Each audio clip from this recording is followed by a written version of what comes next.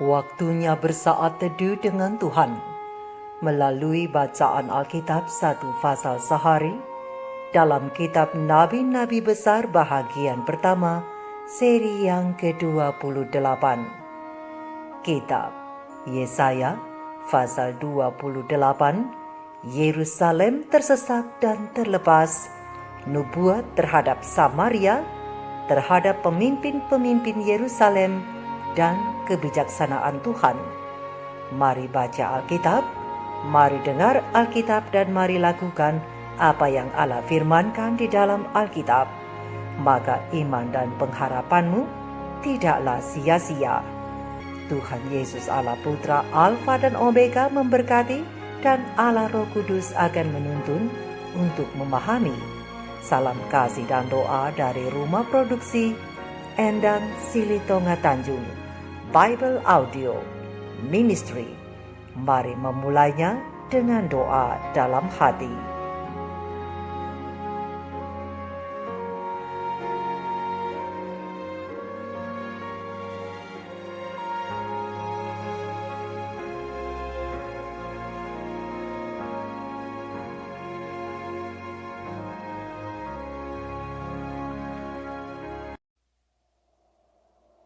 Celaka atas mahkota kemegahan pemabuk-pemabuk Efraim, atas bunga yang sudah mulai layu di perhiasan kepala mereka yang indah-indah, yaitu kota yang terletak tinggi di atas bukit, di atas lembah yang subur, yang penuh peminum anggur yang sudah pening. Sesungguhnya pada Tuhan ada seorang yang kuat dan tegap, seorang yang seperti angin ribut disertai hujan batu, yakni badai yang membinasakan, seorang yang seperti angin ribut disertai air hujan yang hebat menghanyutkan. Ia akan menghempaskan mereka ke tanah dengan kekerasan. Mahkota kemegahan pemabuk-pemabuk Efraim itu akan diinjak-injak dengan kaki, dan bunga yang sudah mulai layu di perhiasan kepala mereka yang indah-indah itu, yaitu kota yang terletak tinggi di atas bukit, di atas lembah yang subur. Nasibnya akan seperti nasib buah ara yang masak duluan sebelum musim kemarau. Baru saja dilihat orang, terus dipetik dan ditelan. Pada waktu itu, Tuhan semesta alam akan menjadi mahkota kepermaian dan perhiasan kepala yang indah-indah bagi sisa umatnya, akan menjadi roh keadilan bagi orang yang duduk mengadili, dan menjadi roh kepahlawanan bagi orang yang memukul mundur peperangan ke arah pintu gerbang. Tetapi orang-orang di sini pun pening karena anggur dan pusing karena arak. Baik imam maupun nabi pening karena arak, kacau oleh anggur. Mereka pusing oleh arak, pening pada waktu melihat penglihatan, goyang pada waktu memberi keputusan. Sungguh, segala meja penuh dengan muntah, kotoran, sehingga tidak ada tempat yang bersih lagi. Dan orang berkata, kepada siapakah dia ini mau mengajarkan pengetahuannya? Dan kepada siapakah ia mau menjelaskan nubuat-nubuatnya? Seolah-olah kepada anak yang baru disapi dan yang baru cerai susu. Sebab harus ini, harus itu, mesti begini, mesti begitu, tambah ini, tambah itu. Sungguh, oleh orang-orang yang berlogat ganjil dan oleh orang-orang yang berbahasa asing akan berbicara kepada bangsa ini. Dia yang telah berfirman kepada mereka, Inilah tempat perhentian. Berilah perhentian kepada orang yang lelah. Inilah tempat peristirahatan. tetapi mereka tidak mau mendengarkan. Maka mereka akan mendengarkan firman Tuhan yang begini.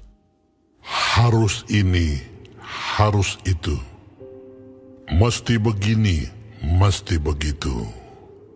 Tambah ini, tambah itu. Supaya dalam berjalan mereka jatuh telentang, sehingga luka, tertangkap, dan tertawan. Sebab itu, dengarlah firman Tuhan, hai orang-orang pencemooh, hai orang-orang yang memerintah rakyat yang ada di Yerusalem ini. Karena kamu telah berkata, Kami telah mengikat perjanjian dengan maut, dan dengan dunia maut kami telah mengadakan persetujuan. Biarpun cemeti berdesik-desik dengan kerasnya, kami tidak akan kena. Sebab kami telah membuat bohong sebagai perlindungan kami, dan dalam dusta kami menyembunyikan diri. sebab itu, beginilah firman Tuhan Allah. Sesungguhnya, aku meletakkan sebagai dasar di Sion sebuah batu. Batu yang teruji. Sebuah batu penjuru yang mahal. Suatu dasar yang teguh. Siapa yang percaya tidak akan gelisah. Dan aku akan membuat keadilan menjadi tali pengukur, dan kebenaran menjadi tali sipat. Hujan batu akan menyapu bersih perlindungan bohong, dan air lebat akan menghanyutkan persembunyian. Perjanjianmu dengan maut itu akan ditiadakan, dan persetujuanmu dengan dunia orang mati itu tidak akan tetap berlaku. Apabila cemeti berdesik-desik dengan kerasnya, kamu akan hancur diinjak-injak. Seberapa kali ia datang, ia akan menyeret kamu. Sebab pagi demi pagi ia akan datang, pada waktu siang dan pada waktu malam. Maka adalah semata-mata kengerian untuk mengerti firman yang didengar itu. Sebab tempat tidur akan kurang panjang untuk dipakai membujurkan diri, dan selimut akan kurang lebar untuk dipakai menyelubungi diri. Sebab Tuhan akan bangkit seperti di gunung Perasim. Ia akan mengamuk seperti di lembah dekat Gibeon untuk melakukan perbuatannya. Ganjil perbuatannya itu, dan untuk mengerjakan pekerjaannya, ajaib pekerjaannya itu. Oleh sebab itu, Janganlah kamu mencemooh, supaya tali belenggumu jangan semakin keras. Sebab ku dengar tentang kebinasaan yang sudah pasti datang dari Tuhan Allah semesta alam atas seluruh negeri itu. Pasanglah telinga dan dengarkanlah suaraku. Perhatikanlah dan dengarkanlah perkataanku. Setiap harikah orang membajak, mencangkul, dan menyisir tanahnya untuk menabur? Bukankah setelah meratakan tanahnya, ia menyerakkan jintan hitam dan menebarkan jintan putih, menaruh gandum jawawut dan jelai kehitam-hitaman dan sekoi di pinggirnya? Mengenai adat kebiasaan, ia telah diajari, diberi petunjuk oleh Allahnya. Sebab jintan hitam tidak diirik dengan eretan pengirik, dan roda gerobak tidak dipakai untuk menggiling jintan putih. Tetapi jintan hitam diirik dengan memukul-mukulnya dengan galah, dan jintan putih dengan tongkat. Apakah orang waktu mengirik memukul gandum sampai hancur? Sungguh tidak, orang tidak terus-menerus memukulnya sampai hancur. Dan sekalipun orang menjalankan di atas gandum itu jentera gerobak dengan kudanya, namun orang tidak akan menggilingnya sampai hancur. Dan ini pun datangnya dari Tuhan semesta alam. Ia ajaib dalam keputusan dan agung dalam kebijaksanaan.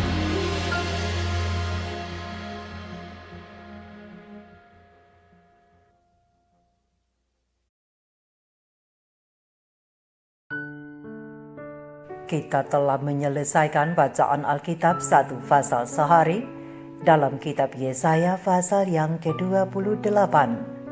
Sedikit perenungan melalui pasal ini tentang Kristus Hakim yang adil dengan ayat panduan perenungan terang besar Alkitab Yesaya 28 ayat 2 dan ayat yang ke-29 dengan bunyi nas. Sesungguhnya pada Tuhan ada seorang yang kuat dan tegap, seorang yang seperti angin ribut disertai hujan batu, yakni badai yang membinasakan, seorang yang seperti angin ribut disertai air hujan yang hebat menghanyutkan. Ia akan menghempaskan mereka ke tanah dengan kekerasan. Dan ini pun datangnya dari Tuhan semesta alam. Ia ajaib dalam keputusan dan agung dalam kebijaksanaan. Sahabat-sahabat firman yang dikasihi oleh Tuhan di mana saja Anda berada, Yesaya menyebut Efraim di ayat yang pertama. Namun sebenarnya ada bayangan mengenai Efraim yang perlu kita pertimbangkan, yaitu ada raja yang sombong dan ada pemabuk-pemabuk di Efraim yang mabuk berat sehingga diibaratkan Efraim bagaikan sekuntum bunga yang telah memudar keindahannya yang mulia. Siapakah mereka itu? Sahabat-sahabat firman, mereka adalah umat Tuhan sendiri. Israel umat pilihan Tuhan. Mereka telah berubah setia menjauh dari Tuhan, baik para pemimpinnya dan bangsa itu sendiri. Dalam kondisi inilah Yesaya tampil bernubuat menyuarakan firman Tuhan. Yesaya menggambarkan bahwa keberadaan pemimpin-pemimpin Israel tidak lagi mencerminkan kepemimpinan yang dituntut oleh Tuhan. Mereka dimabukkan oleh anggur dan arak sehingga kepemimpinan mereka tidak lagi menjadi contoh dan teladan. Mereka tidak mampu lagi mengarahkan perjalanan umat Tuhan ke arah yang dikehendakinya, dan keadaan ini juga menggambarkan bahwa pemimpin-pemimpin Israel sedang dimabuk oleh kekuasaan, mabuk oleh jabatan, sehingga kesombongan, keangkuhan, dan roh mementingkan diri terjadi di mana-mana. Bagi mereka hal ini lazim dan bahkan dipandang baik-baik saja. Oleh karena itu, tidaklah heran umat sendiri pun ikut dalam kondisi seperti itu. Para pemimpin umat maupun umat itu sendiri telah melupakan ciri khas dan identitas mereka sebagai umat pilihan Allah, yaitu suatu umat yang taat beribadah dan bersekutu dengan Tuhan. Mereka kini lebih memilih menyembah kepada berhala daripada kepada Tuhan Allah yang sejak dahulu menyatakan kuasa dan keajaiban-keajaiban dalam perjalanan hidup mereka. Kehidupan umat Tuhan sudah sangat jauh terperosok, sehingga Yesaya mengulang perkataan umat-umat Tuhan bahwa mereka telah membuat perjanjian dengan kematian dan kesepakatan dengan dunia orang mati. Kondisi ini sangat memedihkan hati sang nabi, sehingga Yesaya berkali-kali memperingatkan bangsa itu, namun tidak dihiraukan juga di ayat yang ke-15. Mereka berpikir mereka dapat lolos. Oleh karena itu Yesaya menyampaikan bahwa akibat perbuatan mereka, maka umat-umat Tuhan itu akan dihukum oleh tangan Tuhan sendiri, dan mereka akan mengalami penderitaan akibat ulah mereka sendiri. Semua perjanjian dengan kematian dan kesepakatan dengan dunia orang mati tidak akan bertahan, tetapi bencana ini akan datang dan melanda mereka di ayat yang ke-18 sampai ayat yang ke-21. Kehancuran ini tidak dapat dihindari lagi oleh karena kehidupan umat Tuhan yang tidak lagi taat dan setia kepada Tuhan. Yesaya menegaskan akan kepastian kehancuran Israel, di mana Allah sendiri yang akan melakukannya dengan berkata, "Oleh sebab itu, jangan kamu mencemooh, supaya tali belenggumu jangan semakin keras. Sebab ku dengar tentang kebinasaan yang sudah pasti yang datang dari Tuhan Allah semesta alam atas seluruh negeri itu." Terang besar Alkitab Yesaya 28 ayat 22. Bahkan sahabat-sahabat firman tentang kesudahan yang telah ditentukan atas seluruh bumi. Sahabat-sahabat firman, Tuhan sangat tidak suka dengan orang-orang yang tegar tengkuk, sombong, mengeraskan hati untuk tidak mau mendengarkan suara Tuhan yang hendak menyadarkan kita. Ingatlah, Lucifer, kerubium yang meskipun cantik dan bersemarak, namun oleh karena kesombongannya, maka ia diusir dari sorga bersama para pendukungnya. Begitu juga hanya Yesaya melihat Tuhan sebagai yang kuat dan perkasa, Mesias yang bagaikan badai angin ribut, yang akan menjatuhkan mereka yang sombong ke bumi dengan tangan yang kuat di ayat yang kedua. Seperti ia mengusir Lucifer dari sorga karena kejahatannya. Dalam penilaian Mesias sebagai pelaksana pada penghakiman terakhir, Lucifer dan semua mereka yang angkuh dan sombong, yang tidak mau mendengarkan firman Tuhan, suatu hari kelak akan mati bersama segala kejahatan mereka, tuntas tanpa meninggalkan sisa. Sahabat-sahabat firman, seperti itulah yang akan terjadi apabila umat Tuhan menjauh dari Tuhan. Seperti Israel yang telah lupa bahwa apa yang mereka dapatkan dan nikmati sejak dari Mesir adalah karena kasih Tuhan. Sangat disayangkan bukan, bahwa umat yang dipilih dan umat yang diberkati berada di ambang kehancuran. Tetapi apa mau dikata, penderitaan yang akan mereka alami, semua itu disebabkan oleh perbuatan mereka sendiri. Sebab Kristus yang duduk di pengadilan memiliki roh keadilan di ayat yang ke-6a. Walaupun umatnya, tetapi apabila berbuat kesalahan, maka akan menerima hukuman. Namun, bagi umat-umat Tuhan yang mau merendahkan diri dan melembutkan hatinya, mendengar suara Tuhan yang adalah batu yang teruji, batu penjuru yang berharga, sebagai dasar yang teguh dan percaya kepadanya tidak akan gelisah, di ayat yang ke-16. Tetapi firman Tuhan katakan bahwa Tuhan akan menjadi mahkota yang indah dan hiasan kepala yang mulia bagi umatnya yang masih tersisa, di ayat yang ke-5, dan mendapatkan apa yang hilang dari Adam dan Hawa oleh karena tindakan setan. Sahabat-sahabat firman, pena Ilham Ilahi Roh Nubuat Kerinduan Segala Zaman, Jilid 2 halaman 223 alinea kedua menjelaskan bahwa dalam kebijaksanaan yang tidak terbatas, Allah memilih batu dasar itu dan meletakkannya sendiri. Ia menyebutnya dasar yang teguh. Segenap dunia boleh meletakkan beban dan kesusahannya di atas batu itu, karena batu itu dapat menanggung semuanya. Mereka dapat membangun di atasnya dengan ketentraman yang sempurna. Kristus adalah sebuah batu yang telah diuji. Mereka yang percaya kepadanya tidak pernah dikecewakannya. Ia telah menanggung setiap ujian. Ia telah menderita tekanan kesalahan Adam dan kesalahan keturunannya, dan telah berhasil sebagai pemenang atas kuasa kejahatan. Kristus telah menanggung beban yang diletakkan di atasnya oleh setiap orang berdosa yang mau bertobat. Dalam Kristus, hati yang merasa bersalah mendapat kelegaan. Dialah dasar yang teguh. Semua orang yang menjadikan dia tempat bergantung dan beristirahat dalam keamanan yang sempurna. Mari kita renungkan ini bersama. Maranatha. Shalom.